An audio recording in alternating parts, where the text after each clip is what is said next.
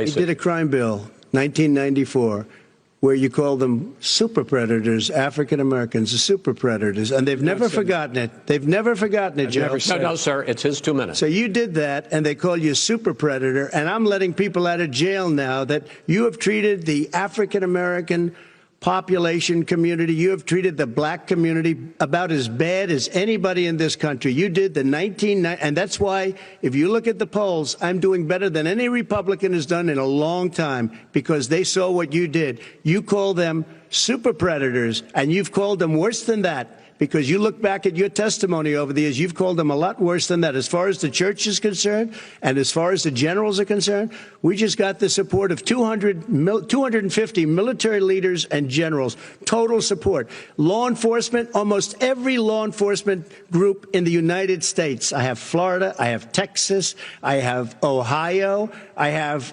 Portland. The sheriff just came out today and he said, I support President Trump. I don't think you have any law enforcement. You can't even say the word law enforcement, because if you say those words, you're going to lose all of your radical left supporters.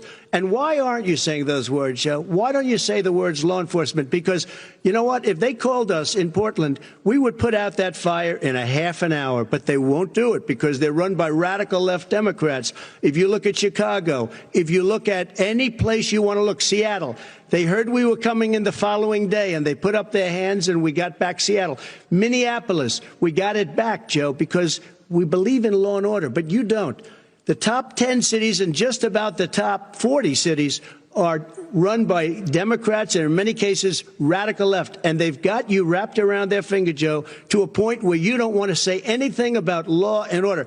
And I'll tell you what, the people of this country want and demand law and order, and you're afraid to even say it.